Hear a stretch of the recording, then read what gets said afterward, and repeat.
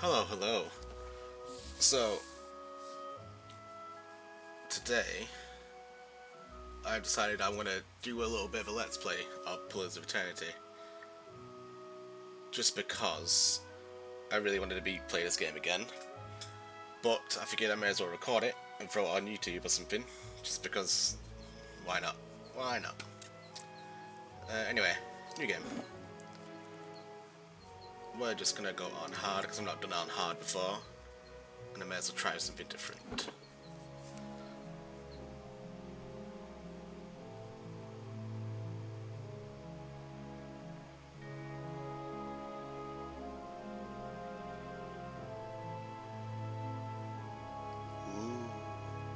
Spooky face.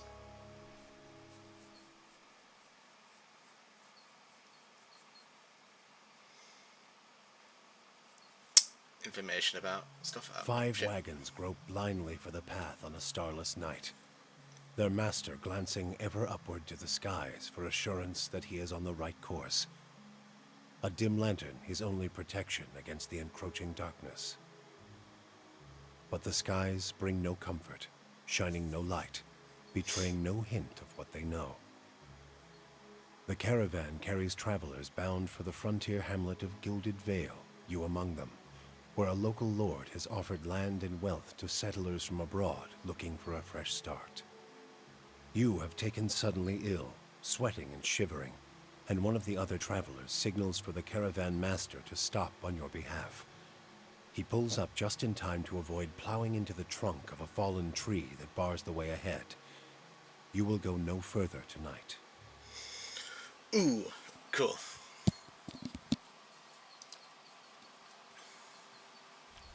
Hey, character creation. Right. There's no difference between male or female. Gives a little bit of a description here. Various kind of culture. Culture like Adia, which is a place, and Adia Wood, which if you highlight certain words, it'll give you like a brief description of it. So yeah. Colonial nation founded by the Adia Empire. Franks used the conflicts with Adia, the territory that became independent in 2672 AI. I don't know what that means.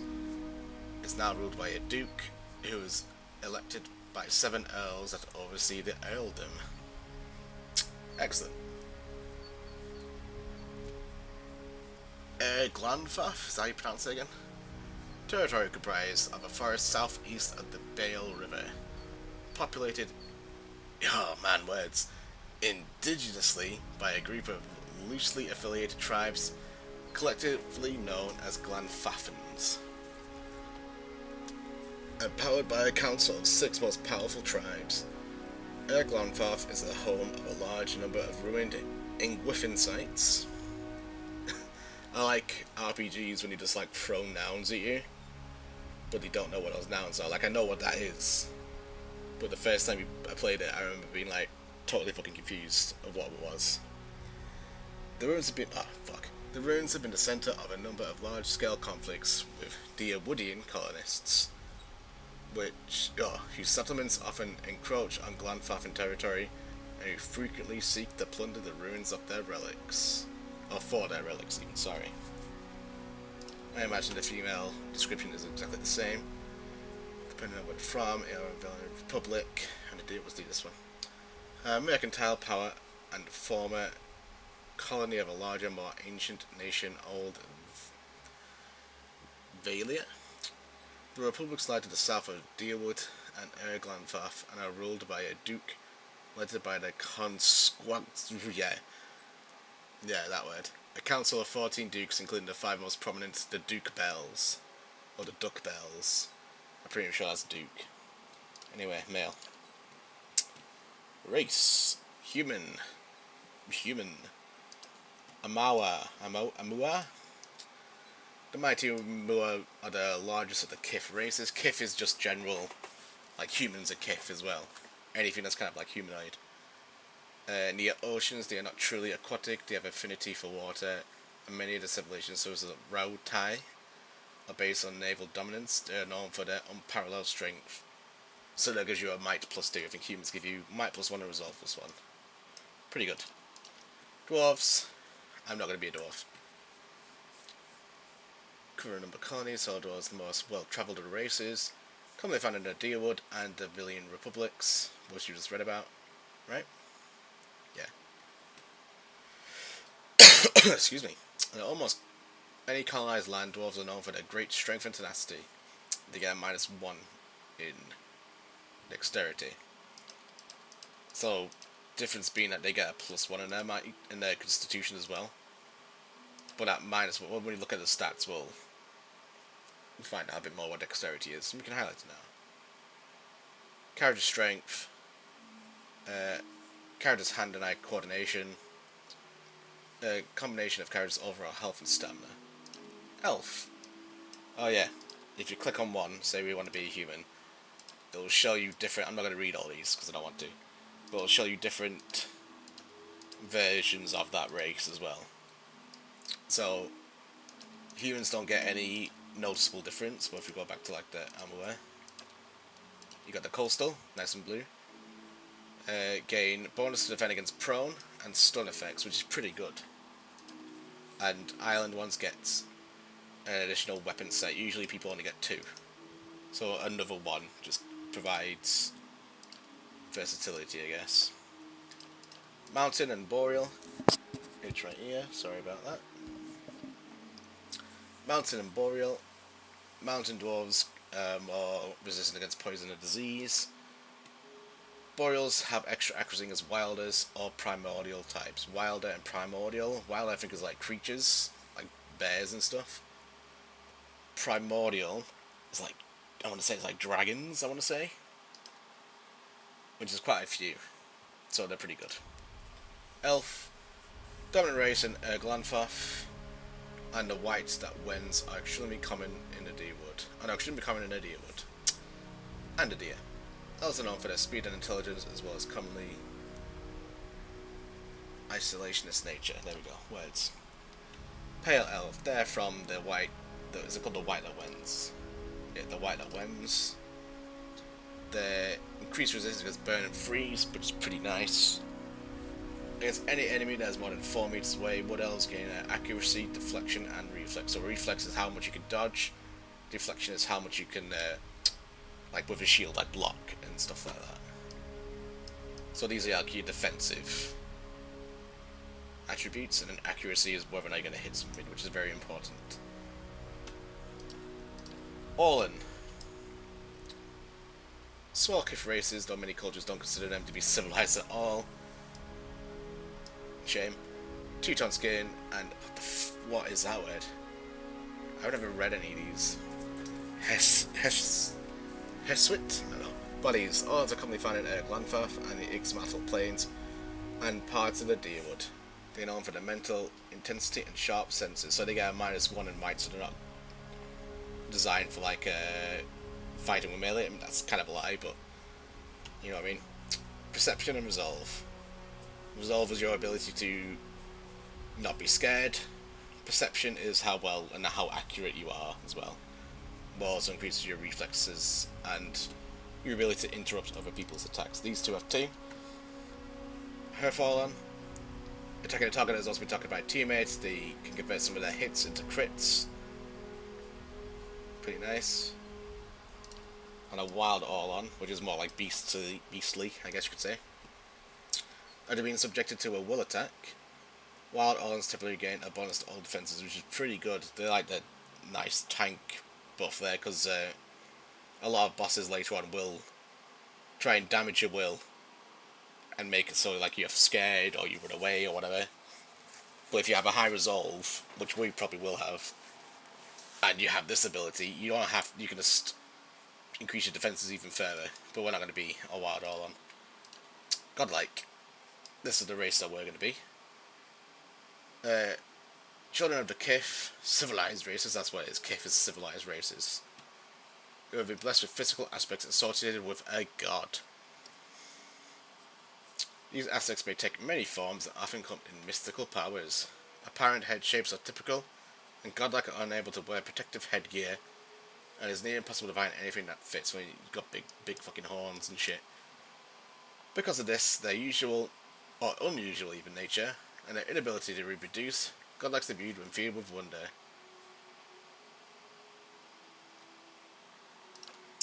Nature godlike. Fusion of human and animal features, more like trees there, but I guess you know what I mean. Often covered in plants, more sort of fungi. This has led to the common stigma that they are diseased, and many are killed at birth because of it. Many druid orders have a keen interest in nature godlikes because of their general curiosity as to how souls occupy animals, plants, and stones. Grants a bonus to might, constitution, dexterity, and when endurance is below 50%, which is nice. Just like you gain, because there's endurance and health. So when your endurance goes half, you get like a big bonus to all like your defensive stats. Moon godlikes, the most tolerated are godlike, while their skin tone and a large moon-like growth on their foreheads may be strange for some. Their appearance is generally considered more palatable by the other kith, mainly because they just kind of look nice. Nice and glowing blue. Sailors have many beliefs about moon godlike and their prosperity to bring luck, though there are little agreement as to what kind of luck they tend to bring. Fire godlike. The bodies of fire godlike often resemble hot metal, burnt wood, or stone, with harmless flames that erupt from their cracks in their skin. Fire godlike are objects of both reverence and fear in the Dreadfire Archipelago, which is where the second game actually takes place. Many locals believe they have the power to awaken volcanoes, or that killing one will cause a volcano to awaken. In the Deerwood, fire godlike are often seen as signs of the listed of Magaran. Magaran is one of the gods of the Tale of Berbata. Goddess of war, fire, transformation, purification, consumption, and trials. God of a lot of things. God's sake. Patron goddess of the Deerwood, thought to have been blessed the Godhammer bomb that destroyed Wydron and possibly Aethys. Aethys is another god of is it life or something like that? And Wydron was a dude who said that he was the living version of Aethys, like he was Aethys. People didn't like that. They made a thing called the Godhammer, and they blew him up. And that kind of leads into the events of the story that we're going to play. When reduced below 50 endurance, fire godlikes glow like metal at a forge, gaining damage reduction and doing a small amount of fire damage to any creature. Pretty decent. This is the one we're going to be. Death godlike. One of the most destructive of their kind, strange growth cover their eyes, or in some cases their entire face. As you can kind of see there, there's like a little slit of where his actual head is, but then these horns covering his face. The growths are transparent for the godlike, but opaque from the outside, hiding their features. Death godlike are commonly killed at birth because many cultures consider them to be harbingers of doom. Shame. We obviously didn't get killed. That's just telling you what the concept of death is. When Death godlike attack an enemy with 25% or less endurance, the damage is increased. Pretty good. Anyway, Death godlike, and then you can choose the body type of them, because any race can be a Death godlike, or a godlike in general. Or it's going to be a regular human. Class. Different classes. Barbarian. If you want to do like D&D, Barbarian is your barbarian class. They have the ability to attack multiple enemies at the same time with their melee weapons, and they have other abilities later on. But they're pretty good as like damage dealers and crowd control people. I know you can be them as tanks as well. Paladin, which is the class that we're going to be. They have this one, Faith and Conviction, where if you choose certain dialogues and have certain reputation about yourself, you get different bonuses depending on, we'll click next, what Paladin order you choose. Let's go through all the things first before we do that. Chanter. Imagine this to be a bard. They sing different songs and phrases and invocations that will provide passive bonuses to your group. Invocations let you summon or do certain attacks, so you can summon a bunch of creatures, you can debuff enemies, you can buff your teammates, type of stuff like that. Priest, similar to Paladin. Not similar gameplay wise, but the fact that they have multiple things that you can do. They are the clerics of the group. They heal people. They can provide major bonuses. They're really good. You basically need a priest in your party at all times. But the game gives you a priest right at the start who I really like. I think he's a cool character. Well, not right at the start. It's a bit further down from the starting area. And they cast spells. They're limited, but, you know, doesn't really matter. Cypher. This one's more of your warlock, I guess you could say. They use their abilities to peer into people's souls and cause things to become like paralyzed. You can charm your enemy. You can make them have fear. There are little bits of buff to allies and buffs to yourself and stuff like that, but that's mainly their thing. Pretty cool. Again, the one that you find in the game is a lot better. You can kind of see like the cut of the neck there. That doesn't look great because his body's all rotten. But then the neck is just like perfectly cut off. Anyway, Ranger. You have a pet companion. I think it lets you pick the pet companion. Yeah. Antelope, all these different ones that do different things. And you're a person with a bow. They're totally fine. Druid. You can turn into different animals. I think you... Yeah. So you pick which animal you want to be and what you can turn into. There's different ones that have different bonuses, like higher defenses, and can attack groups of enemies. But a boar regenerates lost endurance, which again is more like your health, and inflict damage over time with melee attacks. Pretty decent. Rogue. Best single target damage dealer. I've played a rogue on another class and they're really, really good. They get a bonus for any enemy that has some sort of debuff on them. It says there. Blind, flanked, so you can blind somebody, right? I think the first skill you get is blinding strike, so pretty good. Hobbled, paralyzed. You later on will be paralyzing people all the bloody time. Petrified, prone, stuck, stunned, or weakened. And flanked. Flanked will be doing quite a lot as well. Fighter, we're not going to pick Fighter. I mean, I already said I'm going to be Paladin, but Fighter, I don't see the point of ever playing as a Fighter, because you get one at the beginning, and he's the best companion in any game. He's just a cool guy. But, very good tanks. We'll be playing as like an off-tank with our Paladin. Wizard. Again, Wizards are super versatile in what they can do, because they got all these spells and that goes all the way up to here. But you can be a debuffer, which is probably what our Wizard will be. Damage dealer. You can buff your teammates and buff yourself. You can even be like a frontline fighter when you do Consul's Parasitic Staff, which is awesome, because it's just a really good weapon in general. And then you just run in there and hit people with just giant staff. And then there's other ones like spears and bows and stuff you can summon later on. Monk. Yeah, totally fine. They get wounds every time they get hit, and those wounds let them do different attacks, so it requires one wound, and it increases your attack speed for 10 seconds. So there again, kind of like a rogue, dead good at single target damage dealing, and later on they get abilities to summon like a fire and ice version of themselves, so then they have two monks along with your monk. But anyway, Paladin. So like Priest, you get to pick these different aspects for your character. So these worship different gods. So Aethys there is one of them, Magaran, Skane, Whale and Berith.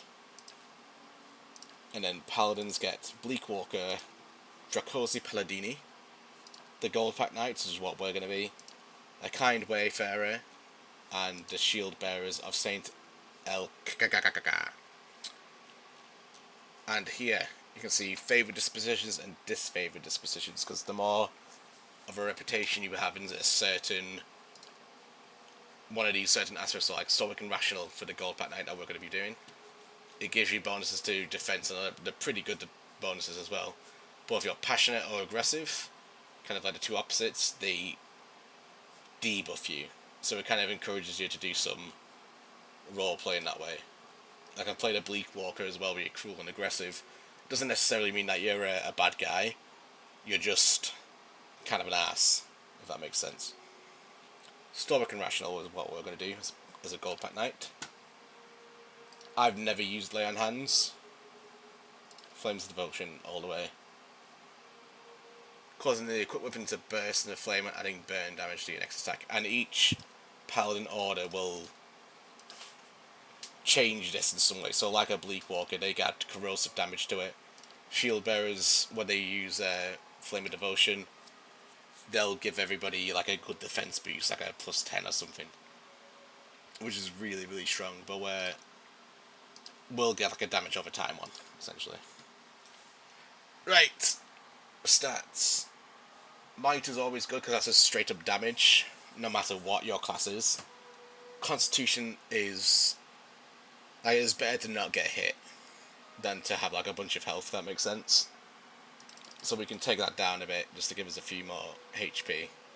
But you can see where we're going to get 20% less endurance and health and 8 less fortitude, which isn't great, but it's fine. I'll get rid of that intelligence, maybe we won't actually. So,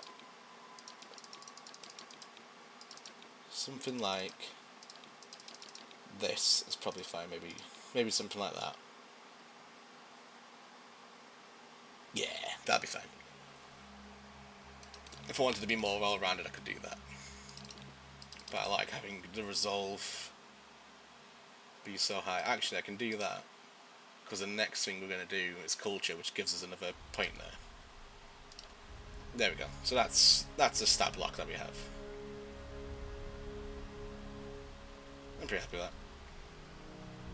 Anyway, so Might is your damage, and also increases your fortitude, which is your ability to not get pushed over and be prone or stunned. So we've got a +4 with that, but we've also got this -10 here. So that's like a -6 altogether. It's fine. Dexterity is how fast you can do your actions, and also increases your reflex. You can boost all these later, except for action speed. But we're going to be a tank, so it doesn't really matter. Perception is your ability to hit stuff and interrupt enemies. Intellect increases the area of effect of your skills, so paladins can get what they call focuses, I think they're called, where they can increase the defense of your team or the accuracy of your team, increase duration of abilities or buffs, and also the will defensor is whether or not they're going to get scared. So say if you're going to be like the Orland before, pretty good idea to have some intellect. Resolve is your concentration, deflection, and will again. So again, deflection is your ability to actually shield yourself and deflect attacks. Concentration, I forget what concentration does actually. It tells how likely they are to have their spells or attacks interrupted, so yeah, that's again pretty good to have. All these stats are pretty good to have, except for like maybe Constitution, because that's just your health, and the idea is to not get hit.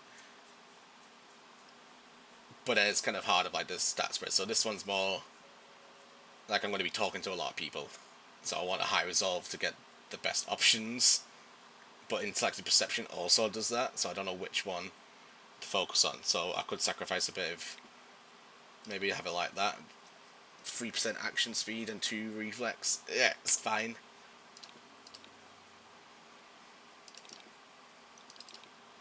I'm pretty happy with that. I could go right down to 3, but I don't. 5's fine. Anyway, so this is where you show what type of culture you're from, where's your character actually from. Idea is kind of like the main colony where a lot of people are from, and it's where Widewind came from, I believe. Deadfire Archipelago, where the second game takes place. Oh, and it shows you like different, just from being from the Deadfire Archipelago, I got a +1 in dexterity. You can see my stats change in the middle of the screen there. And also your starting equipment changes, so you get scale armor and a spear. You get plate armor, a shield, and a sword.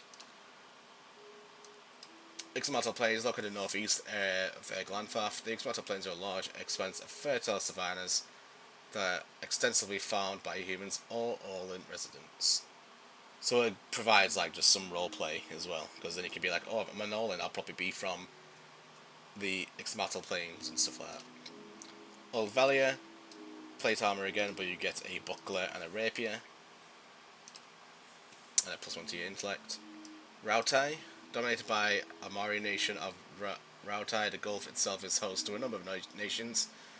Most of them are Maora, Olan, and Dwarven, so you can be from there as well. Large shield and a warhammer.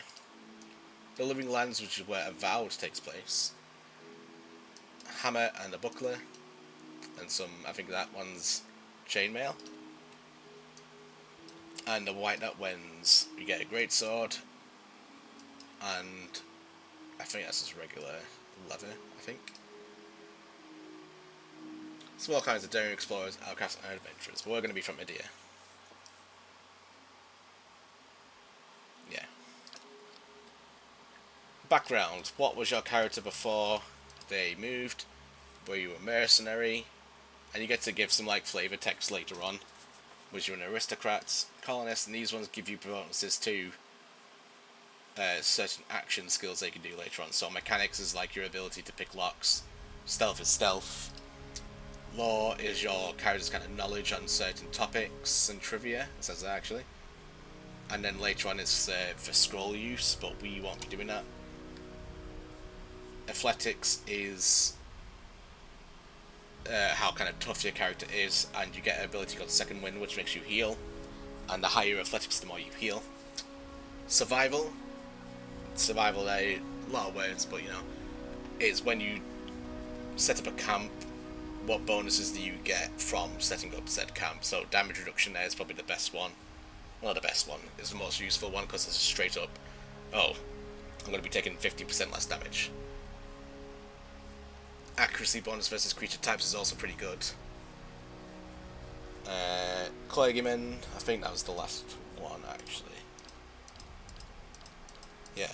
Anyway, we're going to be a slave. You've never known freedom, shackles and chains that bound your existence, and someone has told you what to do your entire life. So we can make up the story that, or maybe our character was born a death god-like, and instead of having the shame of having such a creature, because obviously it said at the beginning that they get put to death quite a lot, they sold you off to slavery, and then you've lived a slave the entire life. And maybe you try to pay off that that kind of like tithe, I guess. Became a Goldpack Knight and started making money to pay off. And there's not a lot of character customizations for a godlike. You get to pick your head shape, essentially. So you got this one, which matches up this portrait here. Red face, red stuff. We're going to go for this one, and we're going to pick this portrait here. So unlike the other one, we can kind of see someone's face. This one you can't at all. And then we'll pick... We'll do bright red. Bright red and wed. Bright red. Bright red. And that little brown colour there. Voices. Just say the word. I'll lead the way. You better run! What does your character sound like when you speak? Steady does it. Follow me. Let's go. Nice and slow. Leading the way. Ha! My eyes are peeled. Eh? I shall lead us. Anyway, Let's go. stoic. What's our dude's name? He will be... Tarquin.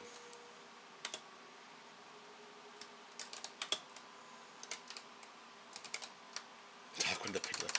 What does this call you, Tarquin? Tarquinius. Boom.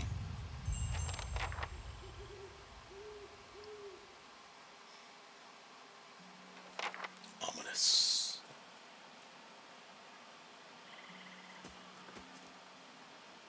The caravan manager finishes addressing the group, his bushy red mustache and sagging jowls quivering as if for emphasis. Everybody stays close to the wagons, got it?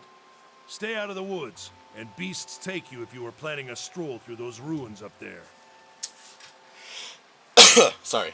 He nods towards a looming black mass on the hillside. Whole area's crawling with hut-dwelling types who'd be happy to stick an axe in you for trespassing. So mind that you don't track mud on their sacred blazing rocks.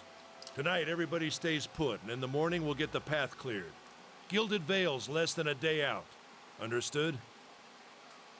At last, the caravan master even turns to you, frowning as he looks you over. Touch of the rumbling rot, could be. There's a stinging beetle round here, carries it. You'll be fine once it passes your innards. Unless you don't drink water, course. Which case you'll be dead in a day. There's Cool. a berry grows in these parts, small and pink, called a springberry. About the size of a fingernail. Give you cramps if you eat it, but the frontiersmen make a tea from it. Calms the insides. Should get you through the night.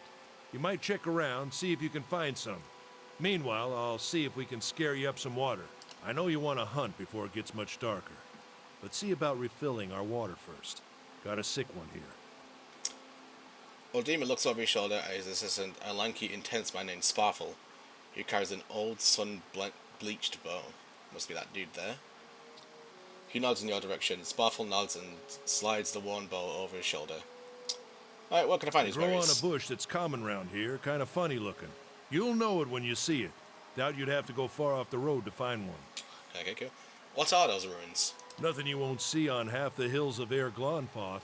Money to be made selling their knickknacks in Defiance Bay, if you don't mind getting stuck with Glonfoth and arrows now and again. They didn't build them, but I'll be the effigy if they don't watch them like a mother bear. Defiance Bay is kind of like the main city. Of course, all the ones around here have been ransacked 10 times over. Got nothing left worth half a pawn, so I hear. He adds with a wink. Who did build the ruins, though? Got different names for them. Settlers called them Ingwithans. Nobody that liked them enough to stop them becoming ruins, tell you that much. Fair enough. Ingwithin ruins, we'll call them. Is it dangerous out here? Not if you hurry about your business, Cool. and not if the weather holds up. There is concern in his tone, but he does not elaborate. What kind of weather did you get out here? This time of year, rain mostly, and wind.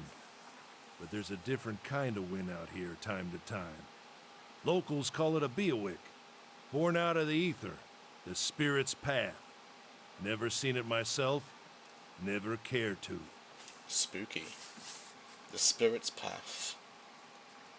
What are these huge rocks coming out of the ground? What's They the don't deal? got Audra where you come from? Nope.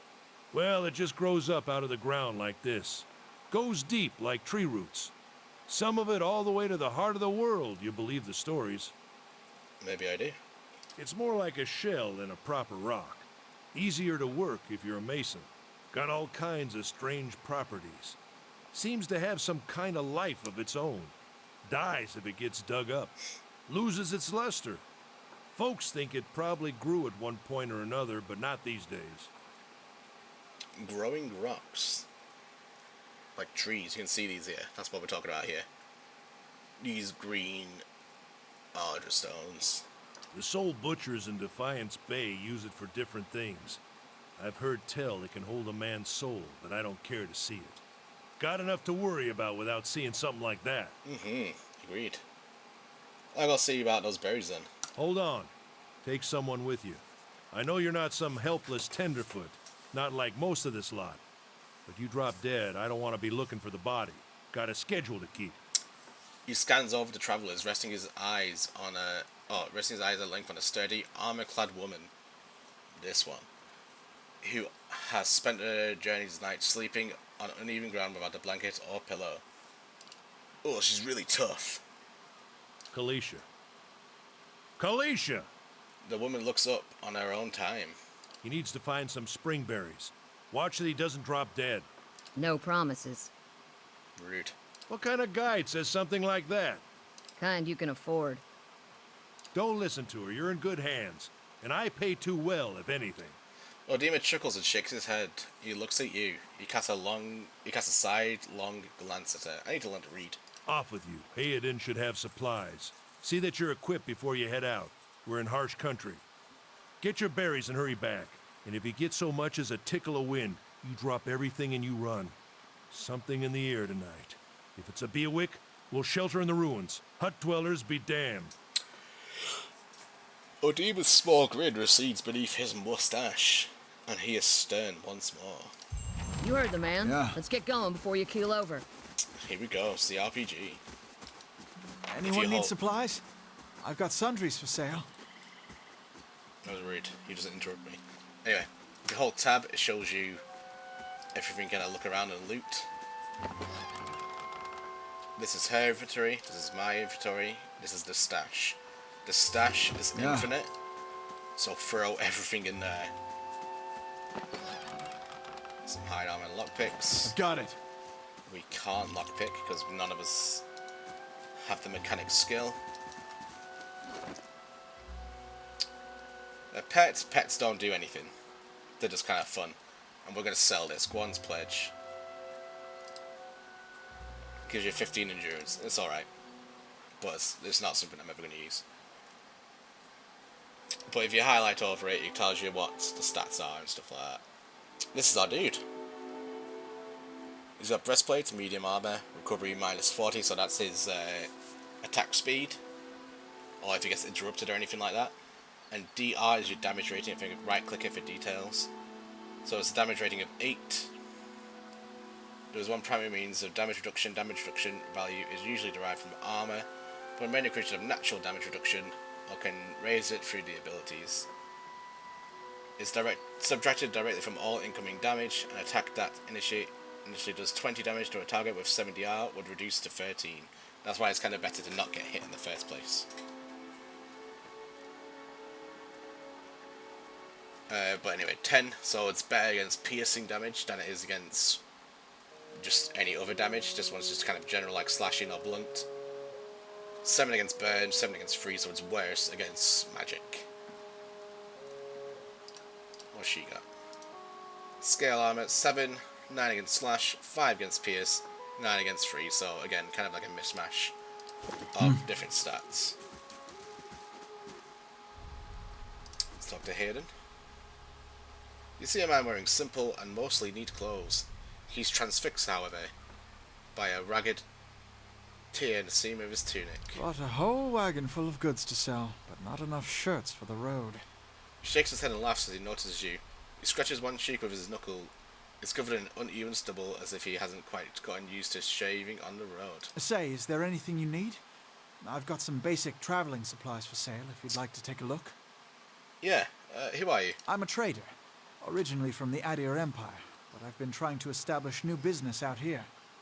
Life on the road has brought some unexpected challenges, to be sure. And I'm sure you've noticed how prickly the locals can be.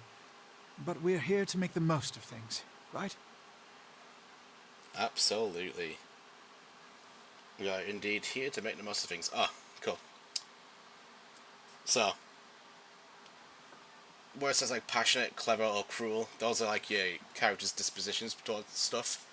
And that's what builds up your reputation. So obviously, we're a Goldback Knight. So we have to be stoic and rational. But we can't be passionate and we can't be aggressive. So anytime it says passionate, we ignore that. But we can be one of these two. It doesn't really matter. And this one's just kind of neutral. It's not actually saying anything. Particularly, watch out for those Axwillies or Demon mentioned. How incredibly naive. I'm surprised you lasted this long. That's like he's cruel. It's not even cruel, he's just an ass. Might as well try.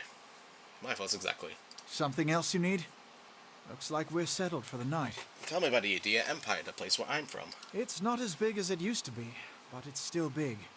The mainland is a continent northwest of here, but the colonies used to include Raed Ceres and the Deerwood.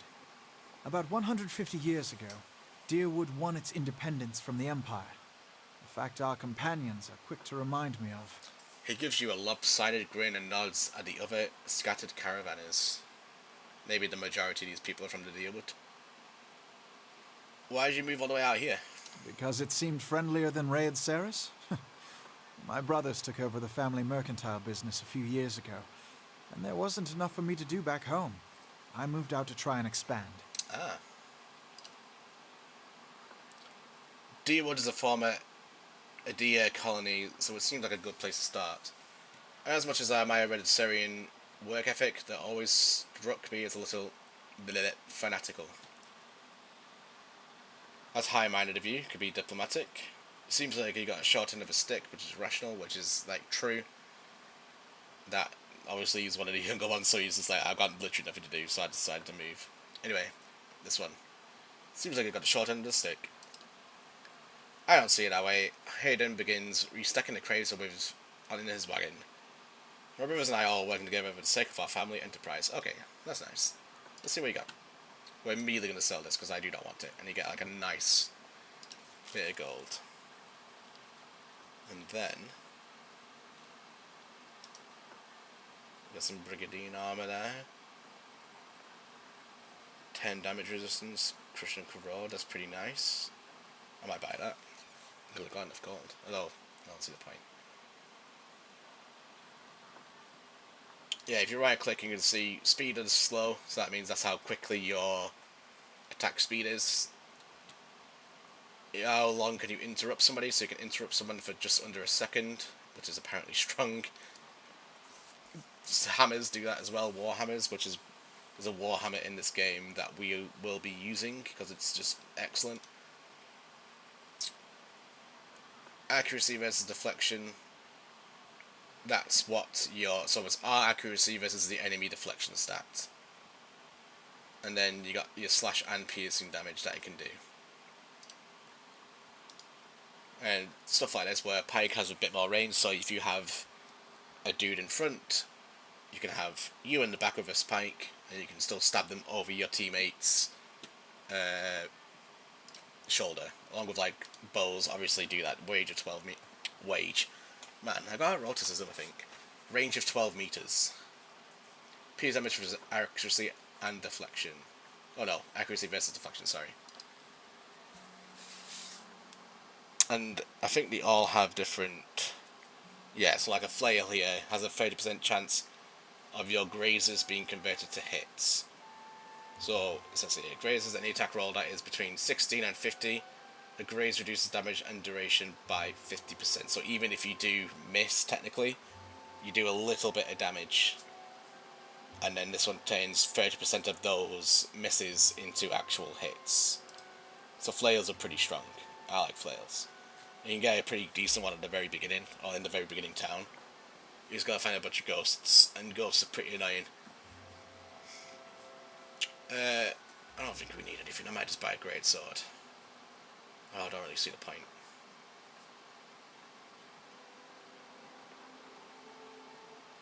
We'll buy a flail. Oops, I gave it to her. Don't want to do that. So right now we got a sword and a shield.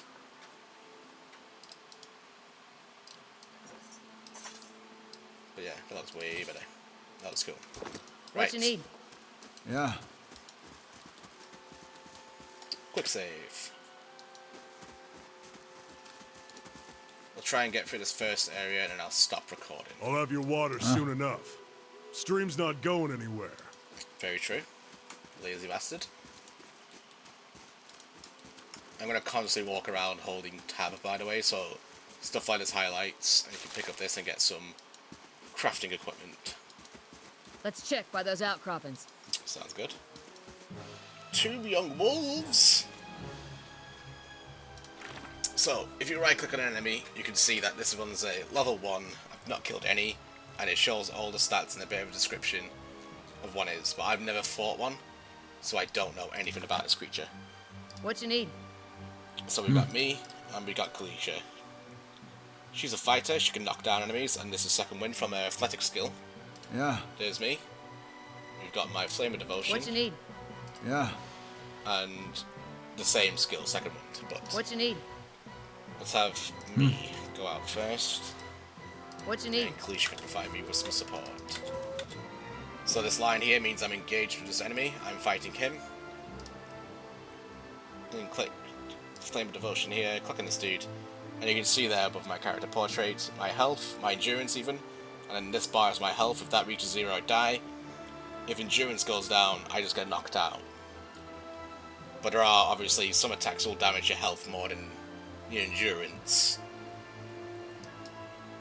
And we'll have her knock somebody down. So that one defended by your deflection and your fortitude. So if they have a high one of those, which again in the top left you can see what their stats are, but we've never fought one, so we don't know the chances of us to hit anything. But anyway, let's do this.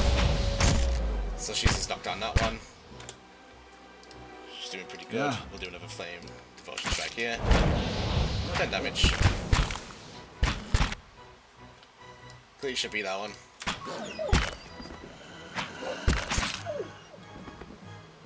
And you can look at the bottom here, it shows you all, like, Young Wolf grazes Tarquin for 0.8 pierce damage, which did fuck all. It's not. If it doesn't do 1 damage, it doesn't do 1 damage. Clearly she grazes Young Wolf for 5 slash damage and I hit it for 9.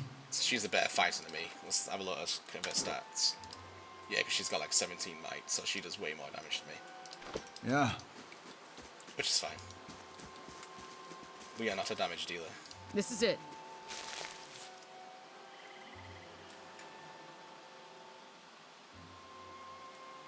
Slave. So what's a slave doing in the free Palantina Deerwood? Guessing those marks on your back didn't come from your loving caress. So these are different ways to provide some background so you can be... I was in a galley at sea, I used to work for a large farming estate, I was an indebted servant. We'll do... I worked at a large farming estate, we'll do indebted servant, we got sold to somebody. How happy you come here? It took a long time, but I paid off my debt. We were liberated by an invading army. I fled, had to leave my family behind. I don't have a family. Liberated by an invading army. Yeah, I managed to become a gold pact knight, and I just paid off my debt. God knows I do, I tell you that. Oh, let me read the whole thing. Well, we've all got things we'd like to leave behind. God knows I do. I'll tell you that here's hoping they never track us down. I already paid off my debt. I'm totally fine. Catches a breath in the surroundings. It's been a long time since I've been this way. But I always did like it. Lord Raedric's offer makes a girl think. I'll give him that. You here to settle like the rest of the lot? It's a hard offer to pass up. It's a hard offer to pass up. You won't find many offers like that in these parts, believe me. Got some big plans in store. I'm gonna lay low for a while, try not to draw too much attention, get filthy rich. I'm gonna settle here and start a new life. I'm just gonna try and lay low. I don't want to draw. I'm just gonna chill out. Pick the right place then. Gilded Vale's away from any real civilization. Anyway, I'm wasting time here. Odimia's give me an evil. Let's be on our way. What about you? Tell me about yourself, Kalisha. I got simple needs. I like open skies and far horizons. I find work that lets me live that way. My family wanders too. We started in Deerwood, but my parents ended up in the living lands. I got a brother in Rautai and another in Adir. My sister in Gilded Vale, she's the only real homebody. Why are you here? Kalisha sighs unevenly. Her eyes search for the ground at her feet. My sister moved out here some time back. She sent me a letter. She seemed worried. But that's how she always is. This time, no, she asked me to come out, and that got me a little worried. I haven't seen her in ages, been doing a guidebook in Ixmatl. But I'll do anything for her. She's a much better woman than me, so I'm here and we'll see. Odima I've worked with before, he doesn't usually drive a route this way, but he's doing it for me. Oh. What can you tell me about the Deerwood? It's not much of history, but from what I know, it used to be part of the Idia Empire. Broke off after a war some years back. The locals here are feisty, and that's how they like it. I've been out of touch, but I've been hearing weird kind of things about it lately. People having trouble giving birth. Ooh, I guess a lot of them been going on for years now, but somehow it's getting worse. With an easy tremor in her voice, she adds, I'll have to ask my sister more about it. So that's kind of like she's hinting at the main conflict of the whole game. People are having trouble giving birth. What trouble that is, we do not know. We'll find out. Right, let's go back. You know, I wouldn't hold my breath on Sparful getting you water anytime soon. He does what he feels like, when he feels like it. We should check up on him first, slap him around a bit. She didn't say a bit, but you know what I mean. Streams Just down that way. Come on, let's get your water. Yeah. Let's go. Da da da da da. If you hit M, it shows you the map. That's where we came from. And this is the route down here that the caravan is originally meant to be on. We'll go have a little looky.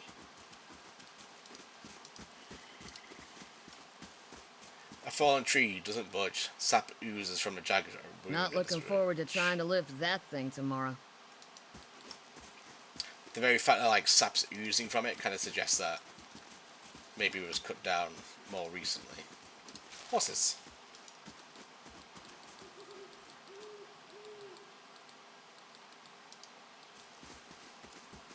If you hit D, it speeds up. Meow. It makes it a bit easier to scare around. Not easier, but quicker. Whoa, he's fast! Burned lady.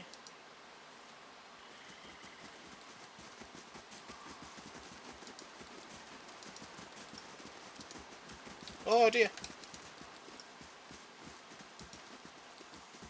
Dead people. Travelers may see your looters, or bandits, bad saying any way you figure it. Yeah. Yeah. So people have already been killed here, you can't tell if it's recent or not. Can you not? Let's look at this actually. Well, putrid waves are crusted bloodstains. Yeah, crusted bloodstains. So, could be dead for a while. It also shows up at the bottom here, by the way.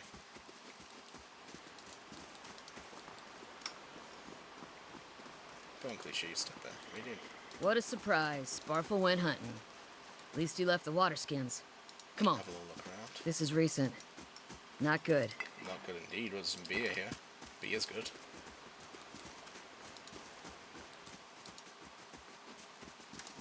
Go fast. So the lamp's dropped, and like it looks like it's dropped, and then the water skin's here. You crouch in the riverbank and dip your water skin into the cool water, while Kalisha waits nearby. Keeping watch, as you rise you notice her look up sharply towards the tree line. Out of the trees emerges Sparfle, one of the guides. Thanks for breathing right down my ear. Barely discernible in the dim moonlight, he no longer carries his bow, and there are strangers to his gait. What the hell? His stride wobbly as he moves towards you with laboured breath. Sparfle? Are you alright? Kalisha frowns. Oh no! Sparfle's toe catches on a rock, and he collapses forward in a heap. The feathered shaft and the arrow planted between his shoulders like an enemy flag.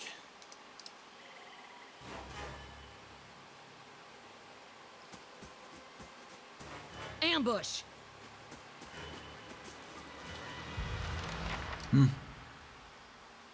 We'll go down here and fight this dude. Glandfaffen Hunters.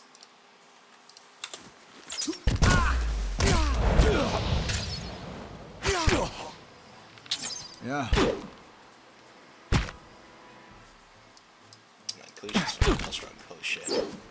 Oh, they're dead as well. Come on, we have to get back to camp. Agreed. Amethyst. Yeah.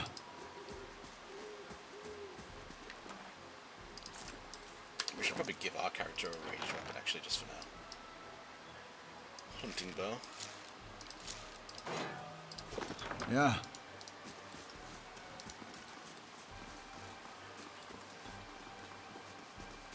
So I grazed the Glandfaffen Hunter and did 3 damage, but the Greys managed to kill him.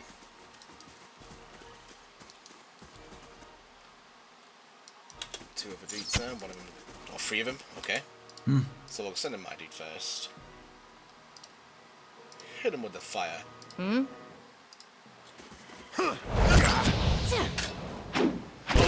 they're both more targeting. Oh, Kalisha. Yeah. More targeting Kalisha there, which isn't great.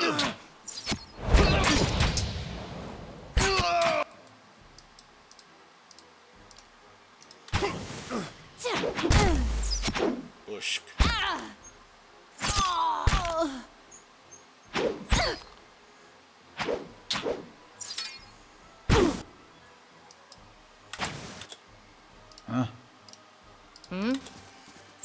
Try and get a flanking attack on this dude. There we go, now he's flanked.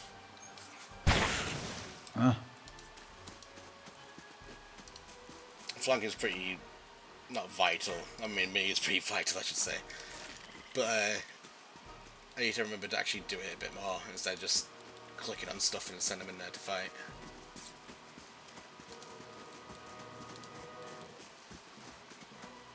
Uh-oh. F5. All around you lie the massacred remains of the other travellers, peppered with arrows and knife hilts, blade and bug-eyed and filthy. Cliche puts the back of her left hand to her mouth, as if to ward away some poisonous vapour. A handful of dark figures stand above the fallen, treading on limbs and backs and heads, jerking their axes from bodies as if from a half-split log. One of them, towering and severe with a thick beard tasseled with knots, holds a wet blade at the neck of the man you'd recognise as Heoden, the last of your caravan left standing. Oh no! Lay down your arms, trespassers. Do not forfeit this man's life for a fight you will lose.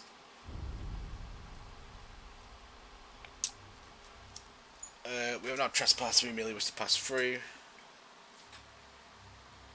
Rationally, you'll try and kill us either way. Why make it easy? Yeah, doesn't really matter.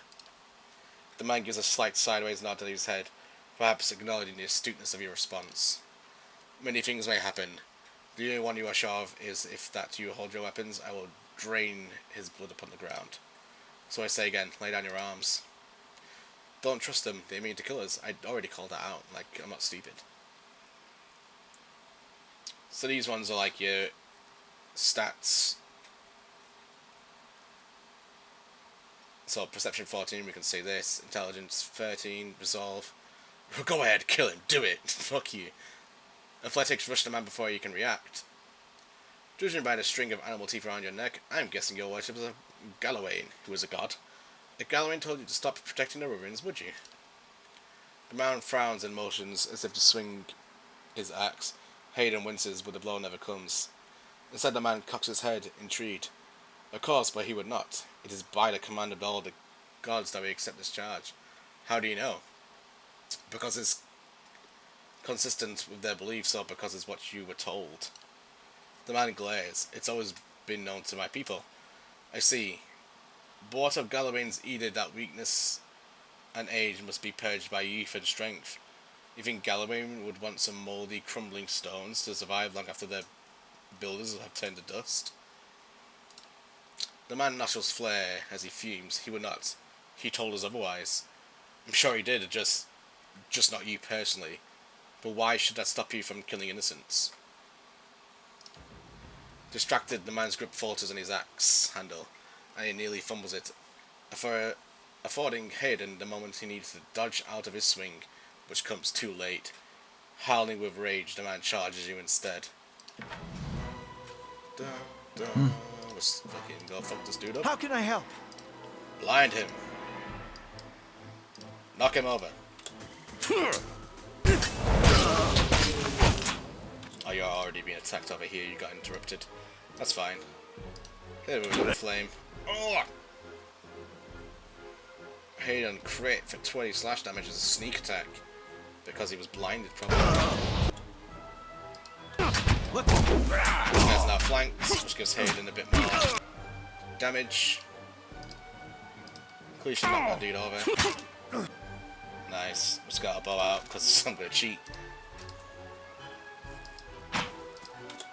He's prone and he's flanked. There we go. Easy peasy. The enemy lies. What, these words, holy moly. Lies supine on the ground. Supine? Unable to rise, his companion is now silent among the other dead. His breath comes in wheezing, fitful gasps. He looks not at you, but at the sky above. Forgive us! Forgive us! Barely audible beneath his choked sighs, a whisper of ruin stirs the air. At this, the man's eyes roll back as he closes them. Good. Good. The gods are just. A queer smile crosses his face. You can't say that word. I am ready. I don't mean to say that word. Don't cancel me. Continue. The wind begins to swell, whipping around the camp, electric and volatile, upending pots and rattling tents like the angry spirit.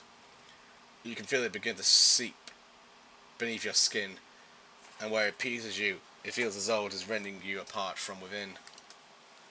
Seated against a wagon wheel amidst the howling maelstrom, sliced across his chest and bowel, Odima body stares, and with great effort he raises his sagging head. His eyes barely open, he looks directly at you. Get inside! Run! Can do. Bye-bye.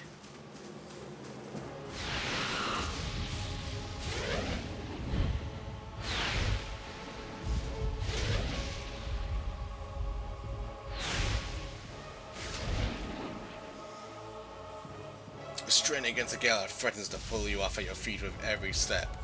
You set your hands in the worn folds of weathered rocks and set about pulling yourself up the precipice. With a last burst of energy before your arms give out, you swing yourself over to the ledge, onto the ledge. Hayden trails behind slowly by injury and delayed by early hesitation. As he nears the face of the rocks, one of the fallen attackers who had been feigning death lunges for Hayden and topples him into the rock ground. Restrained, Hadrian lashes out against his fatigued assailant, but struggles to break his hold. They are close to you. From your position, you have a good chance of hitting your mark. Fire at the attacker. That's why we got the bow out. Your aim is true, and the hit jars Hayden loose. Lurching to his feet, Hayden clambers to the base of the rocks. As he nears the top, however, the wind flares, pulling him sideways and tearing one of his hands free. But diving out at a hard rock, you manage to catch hold of it, securing his other hand and pull with waning strength. As it feels as though your arms will be jerked from their sockets, they hold just long enough to hail him to set his feet and join you on the trembling edge, or ledge even. There's a deep resonance in the swirling wind now. You feel it in the rocks beneath your feet and inside the cavity of your own chest, as though it would shake the marrow from your bones. Each new gust menaces the old stone beneath you, loosening connections, unsettling balances. As you dart beneath the old archway, the entire portal begins to fall beneath his own weight. So that one's Hayden, that one's Kalisha, and we're going inside the ruins.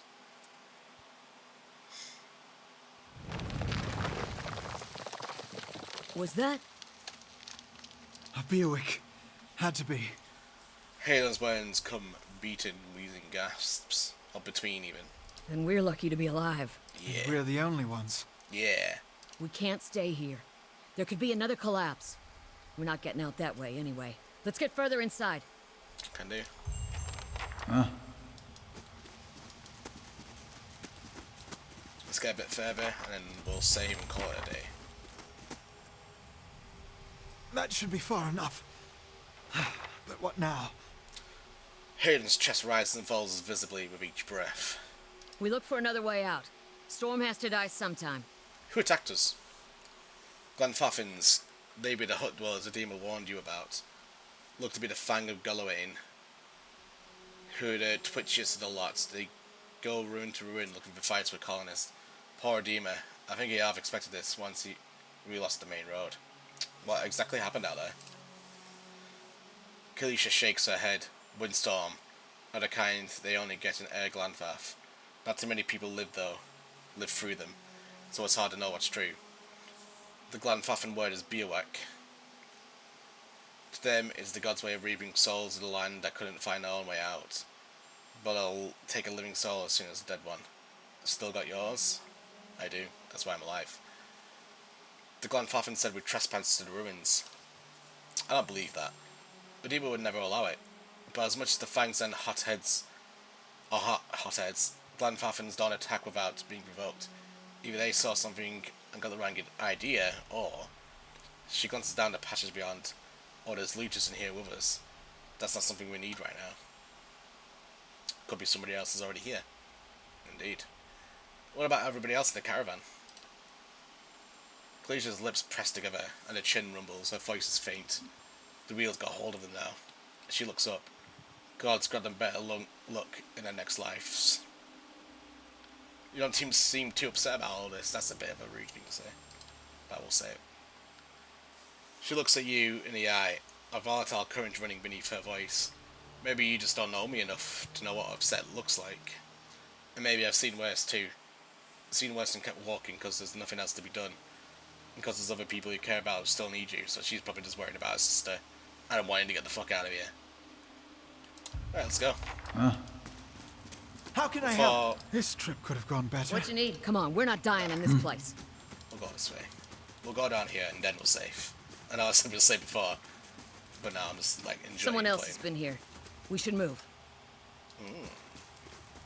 Abandoned camp. Booty loot. A buckler. Or is this a small shield? Oh yeah, it's still a buckler. And a torch we won't need. What's in this one? A mace. Camping supplies, which you don't have any. And a hammer and chisel. There we go. But we'll save there. And thank you anybody who's watched. I'm going to try and play this on a semi-regular basis. So we'll try and get through the whole game, including the DLC. But thank you. Come back next time. Hope you enjoyed it. Any advice you can give me, feel free to just leave a comment or anything like that. I'm not too fussed about what you say. Could just be, man, you're really bad, don't do this. I'll take that to heart. But yeah, thank you. Goodbye.